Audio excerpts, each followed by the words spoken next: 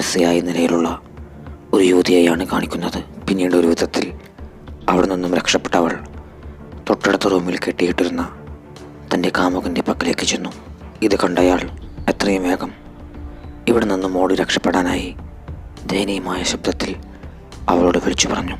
അതോടെ ഭയന്നുറച്ചവൾ കരഞ്ഞുകൊണ്ട് പ്രാണരക്ഷാർത്ഥം പുറത്തേക്ക് ഓടി. പക്ഷേ അവൾക്ക് തൊട്ടുപുറകിലായി ഒരു വിരൂപരൂപിയുണ്ടായിരുന്നു. നിർഭാഗ്യവശാൽ ഓടി ഓടി അവൾ എത്തിപ്പെട്ടിരുന്നത് ടിംബർ ഫാൾ എന്നറിയപ്പെടുന്ന ഒരു വെള്ളച്ചാട്ടത്തിൻ്റെ സമീപത്തേക്കായിരുന്നു. ഇനി തനിക്ക് ഓടി രക്ഷപ്പെടാൻ മറ്റു വഴികളൊന്നുമില്ലെന്ന് വേദനയോടെ അവൾ മനസ്സിലാക്കി.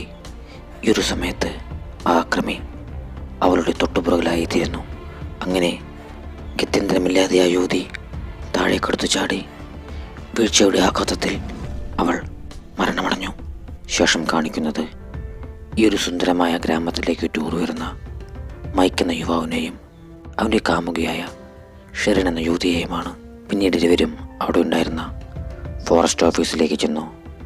അവിടെ മിസ്സിംഗ് ആയ പലരുടെയും ഫോട്ടോകൾ പതിച്ചു വെച്ചിട്ടുണ്ടായിരുന്നു.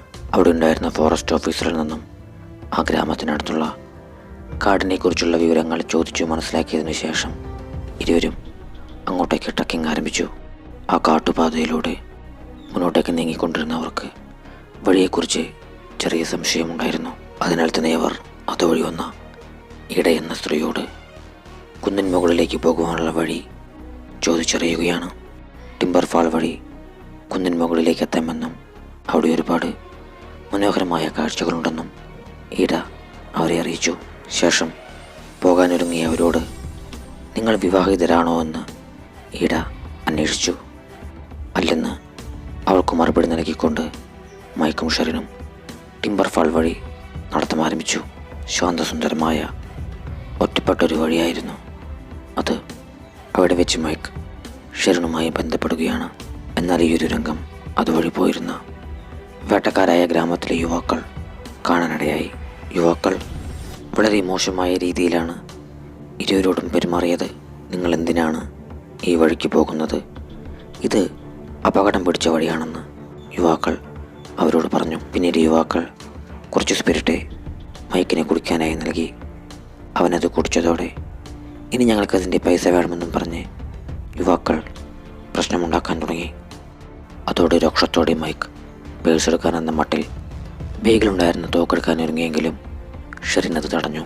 അങ്ങനെ മൈക്ക് യുവാക്കൾക്ക് പണം നൽകി.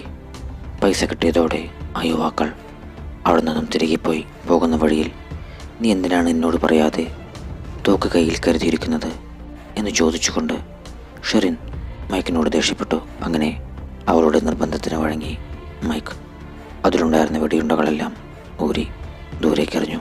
അപ്പോഴാണ് ആ വഴി വെട്ടിത്തെളിച്ചിരുന്ന ക്ലൈഡ് എന്ന ഫോറസ്റ്റ് ഓഫീസറെ ഇരുവരും കാണാനിടയാവുന്നത്. ക്ലൈഡിനെ പരിചയപ്പെട്ടതിനു ശേഷം വീണ്ടും അവർ നടന്നു നീങ്ങി. അങ്ങനെ ഒടുവിലവർ ആ മലയുടെ മുകൾ ഭാഗത്തേക്ക് എത്തിച്ചേർന്നു. വളരെയധികം സുന്ദരമായ ഒരിടമായിരുന്നു അത്. പിന്നീട് അവർ ടെൻ്റ് കെട്ടി അന്നു രാത്രിയിലവിടെ തങ്ങുകയാണ്. ശേഷം ഇരുവരും ഉറങ്ങാൻ കിടന്നു. എന്നാൽ രാത്രിയിലാരോ ഇരുവരെയും നിരീക്ഷിച്ചുകൊണ്ട് ആ ടെൻറ്റിന് പുറത്തായി നിൽക്കുന്നുണ്ടായിരുന്നു. സംശയം തോന്നിയ മൈക്ക് പുറത്തിറങ്ങി നോക്കിയെങ്കിലും അവനവിടെ ആരെയും കാണാൻ സാധിച്ചിരുന്നില്ല. പിറ്റേന്ന് രാവിലെ ഷെറിൻ അവിടെ ഉണ്ടായിരുന്ന ജലാശയത്തിലേക്ക് കുളിക്കാനായി പോയി. അപ്പോഴും ആ വിരൂപനായ മനുഷ്യൻ അവളെയും നോക്കിക്കൊണ്ട് അവിടെ തന്നെ നിൽക്കുന്നുണ്ടായിരുന്നു. എന്തോ പന്തിക്കേട് തോന്നിയതോടെ ഷെറിൻ അവിടെ നിന്നും തിരികെ കരയിലേക്ക് കയറി. ഉടൻ തന്നെ അവളുടെ പുറകിലായി നിന്നിരുന്ന ആ വിരൂപരൂപി ഷെറിനെ പിടികൂടി. അവളുടെ അലർച്ച കേട്ടാണ് അന്ന് മൈക്ക് ഉണർന്നത്. കാടിനുള്ളിൽ നിന്നും അവളുടെ ശബ്ദം കേൾക്കാനിടയായതോടെ മൈക്ക് അങ്ങോട്ടേക്ക് പാഞ്ഞു. നിർഭാഗ്യവശാൽ ഓട്ടത്തിനിടെ മൈക്ക് അവിടെ കാലത്തിന് വീഴുകയും അവൻ്റെ കൈയിനെ സാരമായ പരുക്ക് പറ്റുകയും ചെയ്തു. വീണ്ടും അവൻ അവൾക്കായുള്ള തിരച്ചിൽ ആരംഭിച്ചപ്പോഴാണ് അവളുടെ തുവാലയുമായി നടന്നു നീങ്ങുന്ന ആ വേട്ടക്കാരായ യുവാക്കളെ അവൻ കാണാനിടയാവുന്നത്. ഉടൻ തന്നെ അവൻ കൂട്ടത്തിലുണ്ടായിരുന്ന റൂഡി എന്ന യുവാവിനെ അടിച്ചു വീഴ്ത്തി. ശേഷം മൈക്ക് തോക്കെടുത്തതോടെ റൂഡിയുടെ കൂട്ടുകാരൻ ഓടി രക്ഷപ്പെട്ടു. പിന്നീട് അവൻ റൂഡിയെ ചോദ്യം ചെയ്യാൻ ആരംഭിച്ചു. തനിക്കൊന്നും അറിയില്ലെന്നും ഈ തുവാല വഴിയരികിൽ നിന്നും കിട്ടിയതാണെന്നും റൂഡി ആവർത്തിച്ചു പറഞ്ഞു. റൂഡി തൻ്റെ കയ്യിലുണ്ടായിരുന്ന കത്തി ഉപയോഗിച്ച് മൈക്കിനെ ആക്രമിക്കാൻ ശ്രമിച്ചു. അതോടെ മൈക്ക് ആ തോക്ക് ഉപയോഗിച്ച് റൂഡിയെ അടിച്ചു വീഴ്ത്തി. ശേഷം അവൻ ടെൻറ്റിനരികിലേക്ക് ഓടിയെങ്കിലും ടെൻ്റ് ഉൾപ്പെടെ അവരുടെ സാധനങ്ങളെല്ലാം മോഷണം പോയിരുന്നു. ഷെറിനെ അന്വേഷിച്ച് ആ കാട്ടിലൂടെ അങ്ങോട്ടും ഇങ്ങോട്ടും പരക്കം പായുന്ന സമയത്ത് നിർഭാഗ്യവശാൽ മൈക്കിൻ്റെ കാൽ അവിടെ ഉണ്ടായിരുന്നൊരു ബിയർ ട്രാപ്പറിൽ കുടുങ്ങാനിടയായി. വേദനയാൽ അവൻ അലറിക്കറിയുന്ന സമയത്താണ് അവർക്ക് വഴി പറഞ്ഞു കൊടുത്തിരുന്ന ഈട അങ്ങോട്ടേക്ക് എത്തുന്നത്. ഈട അവനെ വീട്ടിലേക്ക് കൊണ്ടുപോയി സ്നേഹപൂർവ്വം അവൻ്റെ മുറിവുകൾ വെച്ചുകെട്ടി. ഈ ഒരു സമയത്ത് മൈക്കിനെ അന്വേഷിച്ച് റൂഡിയുടെ കൂട്ടുകാർ ഈടയുടെ വീട്ടിലേക്ക് എത്തിയിരുന്നു. എന്നാൽ മൈക്കിനെ കണ്ടിട്ടില്ലെന്നും പറഞ്ഞ് വളരെ തന്ത്രപൂർവ്വം ഈട അവനെ മടക്കി അയച്ചു. ഇതിനിടയിൽ ഈട മൈക്കിൻ്റെ പേര് വിളിച്ചു. ഇതവനിൽ സംശയമുളവാക്കി. കാരണം മൈക്ക് തൻ്റെ ആ പേര് ഈടയോട് പറഞ്ഞിരുന്നില്ല. എൻ്റെ പാസ്പോർട്ട് അടക്കമുള്ള വസ്തുക്കൾ ടെൻറ്റിൽ നിന്നും മോഷണം പോയിട്ടുണ്ട്. ഇനി നിങ്ങളാണോ അതെടുത്തത് എന്നവൻ സംശയത്തോടെ ഈടയോട് ചോദിച്ചു. മാത്രവുമല്ല, ഒരുപാട് നേരം ചോദിച്ചിട്ടും പുറം ലോകവുമായി ബന്ധപ്പെടാൻ അവിടെ ഉണ്ടായിരുന്ന വോക്കി ടോക്കി ഈട മൈക്കിന് നൽകിയിരുന്നില്ല എന്നുള്ളതും അവൻ്റെ ഉള്ളിലെ സംശയം വർദ്ധിക്കാനിടയാക്കി. അവിടെ നിന്നും വോക്കി ടോക്കി എടുക്കുവാനായി നടന്നു നീങ്ങിയ മൈക്കിനെ ഈട ആക്രമിക്കാൻ ശ്രമിച്ചു. അതോടെ അവളെ അടിച്ചു വീഴ്ത്തിക്കൊണ്ട് മൈക്ക് വോക്കി ടോക്കിയുടെ പക്കലേക്ക് ചെന്നു. പക്ഷേ അത് പ്രവർത്തനരഹിതമായിരുന്നു. ദേഷ്യത്തോടെ അത് വലിച്ചെറിഞ്ഞപ്പോഴാണ് താഴെയായി ഉണ്ടായിരുന്ന ബേസ്മെൻറ്റിലേക്കുള്ള രഹസ്യവാതിൽ അവൻ കാണാനിടയാവുന്നത്. താഴേക്കിറങ്ങിച്ചെന്ന് അവന് കാണാൻ സാധിച്ചത് തീർത്തും നിഗൂഢമായ കാഴ്ചകളായിരുന്നു. അവിടെ സൂക്ഷിച്ചു വച്ചിരുന്ന ആഴ്ചകൾ മാത്രം പ്രായമുള്ള ഗർഭസ്ഥ ശിശുക്കളുടെ മൃതദേഹങ്ങളായിരുന്നു അത്. അവിടെ നിന്നും മുന്നോട്ടേക്ക് നീങ്ങിയവൻ ബന്ധനസ്ഥയായ നിലയിൽ ഷെറിനെ അവിടെ കണ്ടെത്തുകയാണ്. ഉടൻ തന്നെ അവൻ ഷെറിൻ്റെ കെട്ടുകളെല്ലാം അഴിച്ചുമാറ്റി. പെട്ടെന്ന് അവിടെ അന്ധകാരം നിറഞ്ഞു. ഇരുവരും രക്ഷപ്പെടാൻ ശ്രമിക്കുന്നതിനിടെ അവിടെ മറിഞ്ഞു നിന്നിരുന്ന ഒരു വിരൂപരൂപിയായ മനുഷ്യൻ മൈക്കിനെ അടിച്ചു വീഴ്ത്തി. എത്രയും വേഗം ഓടി രക്ഷപ്പെടാനായി അവൻ ഷെറിനോട് വിളിച്ചു പറഞ്ഞു. ഒരു വിധത്തിൽ അവൾ ആ വീട്ടിൽ നിന്നും പുറത്തു കടന്നെങ്കിലും തൻ്റെ ആയുധവും കയ്യിലേന്തി ആ വിരൂപരൂപിയും അവൾക്ക് തൊട്ടുപുറകിലായി ഉണ്ടായിരുന്നു. അങ്ങനെ ഓടി ഓടി അവൾ എത്തിപ്പെട്ടിരുന്നത് അതുവഴി വന്നിരുന്ന ഫോറസ്റ്റ് ഓഫീസറായ ക്ലൈഡിൻ്റെ മുന്നിലേക്കായിരുന്നു. പേടിച്ചു വരച്ചിരുന്ന അവളെ ഇവിടെ എങ്ങും ആരുമില്ലെന്നും പറഞ്ഞ് ക്ലൈഡ് സമാധാനിപ്പിച്ചു. ഇതേ നേരം ഇരുവർക്കും തൊട്ടുപുറകിലായി ആ വിരൂപരൂപിയുണ്ടായിരുന്നു. അവനെ കണ്ടതോടെ നീ എന്തിനാണ് ഇവളെ രക്ഷപ്പെടാൻ അനുവദിച്ചത് എന്ന് ചോദിച്ചുകൊണ്ട് ക്ലൈഡ് ദേഷ്യപ്പെട്ടു. ഇത് കേട്ട് ഓടി രക്ഷപ്പെടാൻ ശ്രമിച്ച ഷെറിനെ ക്ലൈഡ് അടിച്ചു വീഴ്ത്തി. പിന്നീട് കണ്ണു തുറക്കുമ്പോൾ ഇരുവരും വിവാഹ വസ്ത്രങ്ങൾ അണിഞ്ഞ നിലയിൽ ഈടയുടെ വീട്ടിലായിരുന്നു. അവിടെ ഈടയുടെ ഭർത്താവായ ക്ലൈഡ് തിരുവസ്ത്രങ്ങൾ അണിഞ്ഞ് ഒരു വൈദികനെ പോലെയാണ് നിന്നിരുന്നത്. പിന്നീട് അവർ 3 പേരും ചേർന്ന് ക്രിസ്തീയ ആചാരപ്രകാരം അവരുടെ വിവാഹം നടത്തുകയാണ്. ശേഷം അവർ ഇരുവരെയും വീണ്ടും തടങ്കലിലേക്ക് മാറ്റി. ഒറ്റയ്ക്കൊരു റൂമിൽ ഷെറിനെ കണ്ടതോടെ അവിടെ ഉണ്ടായിരുന്ന വിരൂപരൂപിയായ മനുഷ്യൻ അവളെ കടന്നുപിടിക്കാൻ ശ്രമിച്ചു. എന്നാൽ ഈ നേരത്ത് ഈട എങ്ങോട്ടേക്ക് എത്തിയതോടെ അയാൾ അവിടെ നിന്നും പുറത്തേക്ക് പോയി. അത് എൻ്റെ സഹോദരനായ ഡീക്കനാണെന്നും അവനെ സംസാരിക്കാൻ കഴിയില്ലെന്നും ഈട ഷെറിനെ അറിയിച്ചു. ഇതേ നേരം കല്യാണത്തിന് മുൻപ് നീ കാമുകിയായ ഷെറിനുമായി ബന്ധപ്പെട്ടത് തെറ്റാണെന്ന് മൈക്കിനെ ഉപദേശിക്കുകയായിരുന്നു ക്ലൈഡ്. ആ പാപത്തിൽ നിന്നും നിങ്ങളെ രക്ഷിക്കാൻ വേണ്ടിയാണ് ഞങ്ങൾ നിങ്ങളുടെ വിവാഹം നടത്തിയതെന്ന് ക്ലൈഡ് മൈക്കിനോട് പറഞ്ഞു. ശേഷം അവിടെ സൂക്ഷിച്ചു വെച്ചിരുന്ന ഭ്രൂണങ്ങളെല്ലാം മൈക്കിനെ കാണിച്ചു കൊടുത്തുകൊണ്ട് ക്ലൈഡ് ഇപ്രകാരം പറഞ്ഞു. ഞങ്ങൾക്കുണ്ടാകുന്ന കുട്ടികളെല്ലാം മാസം തികയാതെ മരിച്ചു പോവുകയാണ്. അവരുടെ മൃതശരീരങ്ങളാണ് ഇത്. അതിനാൽ ദൈവനാമത്തിൽ വിവാഹിതരായിരിക്കുന്ന നിങ്ങൾ ഞങ്ങൾക്ക് ഒരു കുട്ടിയെ തരണം. ഇതായിരുന്നു ക്ലൈഡിൻ്റെ ആവശ്യം. അതിനായി അവർ അന്നു രാത്രിയിൽ ഷെറിനെ ബന്ധനസ്ഥയാക്കി കിടത്തിയതിനു ശേഷം മൈക്കിനെ ആ റൂമിൽ പൂട്ടിയിട്ടു. പിന്നീട് അവർ 3 ആ റൂമിൽ നിന്നും പുറത്തേക്ക് പോയി. മൈക്ക് എത്രയൊക്കെ ശ്രമിച്ചിട്ടും അവൻ ആ റൂമിൻ്റെ ഭിത്തികൾ തകർക്കാൻ കഴിഞ്ഞിരുന്നില്ല. കാരണം ആ ബേസ്മെൻറ്റ് നിർമ്മിച്ചിട്ടുള്ളത് മണ്ണിനടിയിലായിട്ടായിരുന്നു. അതിനാൽ തന്നെ ഒച്ച വെച്ചാൽ പോലും പുറത്താരും കേൾക്കാനിടയില്ല. പിറ്റേന്ന് രാവിലെ ബേസ്മെൻറ്റിലേക്കെത്തി ഷെറിനെ പരിശോധിച്ചതോടെ അവർ തമ്മിൽ ബന്ധപ്പെട്ടിട്ടില്ലെന്ന് ഇടയ്ക്ക് ബോധ്യമായി. രോക്ഷം തീർക്കാനായവർ മൈക്കിനെ കെട്ടിയിട്ട് ചാട്ടാവാർ കൊണ്ടടിക്കുകയും അവൻ്റെ മുറിവുകളിലേക്ക് സ്പിരിറ്റ് ഒഴിക്കുകയും ചെയ്തു. വേദനയാൽ മൈക്ക് അലറിക്കരഞ്ഞു. ഇതേ നേരം കോപാകുലയായിരുന്ന ഇട ഷെറിൻ്റെ ഒരു വിരൽ നിഷ്കരണം അറുത്തുമാറ്റി. വേദനയാൽ പൊളഞ്ഞു ഷെറിൻ അലറി വിളിച്ചു. എന്നാലെന്ന് മൈക്കിനെ കണ്ടുവെന്ന് ചോദിച്ചുകൊണ്ട് റോഡിയുടെ കൂട്ടുകാരൻ ക്ലൈഡിൻ്റെ പക്കലേക്കെത്തി. അവർ തിരിച്ചു പോകുന്നത് താൻ കണ്ടുവെന്ന് ക്ലൈഡ് അവനോട് കള്ളം പറഞ്ഞു. അതിനാൽ തന്നെ ക്ലൈഡ് മൈക്കിൻ്റെ വാഹനം അവിടെ ഉണ്ടായിരുന്ന ചെളിക്കുണ്ടിലേക്ക് താഴ്ത്തിക്കളഞ്ഞു. അന്നു രാത്രിയിലും അവർ പതിവ് പോലെ ഈ ഒരു പ്രാകൃതമായ കൃത്യം തുടരുകയാണ്. ഞങ്ങളുടെ വീട്ടുകാർ ഞങ്ങളെ കാണാതെ പരാതി കൊടുക്കുമെന്നും ഉടൻ തന്നെ പോലീസ് ഞങ്ങളെ അന്വേഷിച്ച് ഇങ്ങോട്ടേക്ക് എത്തുമെന്നും മൈക്ക് ക്ലൈഡിനോട് പറഞ്ഞു. പക്ഷേ അതൊന്നും വകവയ്ക്കാതെ ക്ലൈഡും കൂട്ടരും ആ റൂമിൽ നിന്നും പുറത്തേക്കിറങ്ങി. അവർക്ക് വിവാഹിതരായ മാതാപിതാക്കളിൽ നിന്നു തന്നെ കുട്ടികളെ വേണമെന്ന് നിർബന്ധമുണ്ട്. നീ ഗർഭിണിയായാൽ അവരെന്നെ കൊല്ലും. പ്രസവശേഷം അവർ നിന്നെയും കൊലപ്പെടുത്തുമെന്ന് മൈക്ക് ഷെറിനോട് പറഞ്ഞു.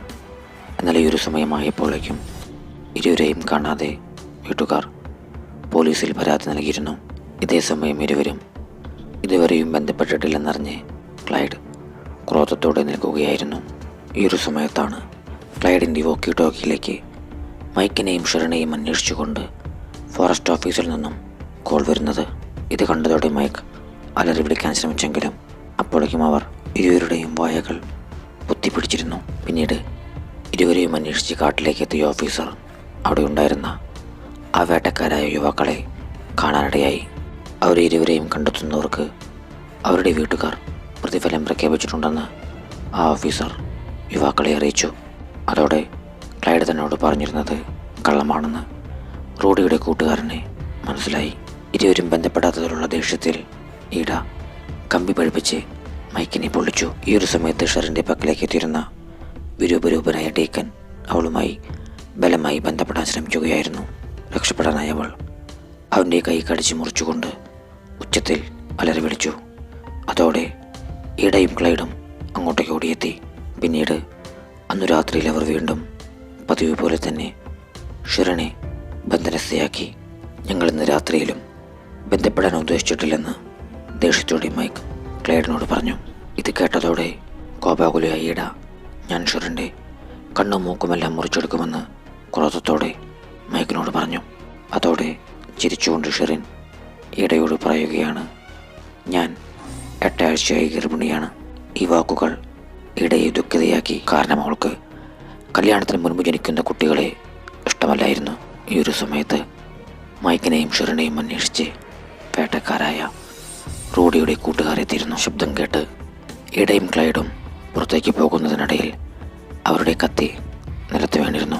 ഇത് കണ്ട മൈക്ക് ആ കത്തി കൈവശപ്പെടുത്തുകയും തൻ്റെ കയ്യിലെ കെട്ടുകൾ അഴിക്കുകയും ചെയ്തിരുന്നു. യുവാക്കളിൽ ഒരാൾ ആ വീടിനകത്തേക്ക് പ്രവേശിക്കുകയും മറ്റേയാൾ കുറച്ചകലെയായി മാറി നിൽക്കുകയും ചെയ്തു. അപ്പോഴാണ് അവിടെ നിന്നും ബേസ്മെൻറ്റിലേക്കുള്ള രഹസ്യയുടെ വാതിൽ ഔചാരിതമായി ആ യുവാവ് കാണാനിടയാവുന്നത്.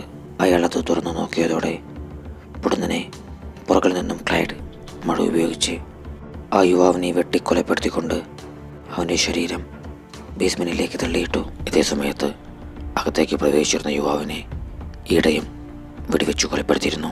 പിന്നീട് ആ 2 യുവാക്കളുടെയും മൃതശരീരങ്ങൾ കുഴിച്ചിടുന്ന സമയത്ത് ഈട ക്ലൈഡിനോട് പറയുകയാണ്, നമുക്ക് ഷെറിൻ്റെ വയറ്റിലുള്ള കുഞ്ഞിനെ അബോർഷൻ ചെയ്ത് മറ്റൊരു കുട്ടിയെ നോക്കിയാലെന്താ? ഇത് കേട്ട ക്ലൈഡ് അബോർഷൻ പാപമാണെന്നും നമ്മളത് ചെയ്യരുതെന്നും ഈടയ്ക്ക് മറുപടി നൽകി. മാത്രവുമല്ല മൈക്കിനെയും ഷെറിനെയും അന്വേഷിച്ച് ഇവരെത്തിയതുപോലെ ഇനി പോലീസും ഇങ്ങോട്ടേക്ക് എത്തുവാനുള്ള സാധ്യതയുണ്ട്. അതിനാൽ തന്നെ എത്രയും വേഗം ഇരുവരെയും കൊന്നുകളയണം. കുട്ടിക്കായി നമുക്കിനി വേറൊരു ജോഡിയെ കണ്ടെത്താമെന്ന് പറഞ്ഞുകൊണ്ട് ക്ലൈഡ് ഈടയെ ആശ്വസിപ്പിച്ചു. അവരിങ്ങനെ തടവിലാക്കിയിരുന്ന കപ്പിൾസിലെ യുവതിയായിരുന്നു ചിത്രത്തിൻ്റെ തുടക്കത്തിൽ ദാരുണമായി വീണ് മരിച്ചിരുന്നത്. പിന്നീട് ഇരുവരെയും കൊലപ്പെടുത്താനായി ബേസ്മെൻറ്റിലേക്ക് എത്തിയ ക്ലൈഡിനെ മൈക്ക് കയ്യിലുണ്ടായിരുന്ന കത്തി ഉപയോഗിച്ച് ആഞ്ഞുകുത്തി. തൊട്ടടുത്ത നിമിഷം തന്നെ നിലത്ത് വീണിരുന്നവൻ്റെ തോക്കെടുത്ത് മൈക്ക് ക്ലൈഡിനെ വെടിവെച്ച് കൊലപ്പെടുത്തി. നിർഭാഗ്യവശാൽ അതോടുകൂടി ആ തോക്കിലെ ഉണ്ട തീർന്നു കഴിഞ്ഞിരുന്നു. ഈ ഒരു നേരത്ത് കുഴിമാടം മൂടിയിരുന്ന ഇട ശബ്ദം കേട്ട് അങ്ങോട്ടേക്ക് ഓടിയെത്തി. ക്ലൈഡ് മരിച്ചു കിടക്കുന്ന കാഴ്ച കണ്ട് ഈട പൊട്ടിക്കരയുകയാണ്.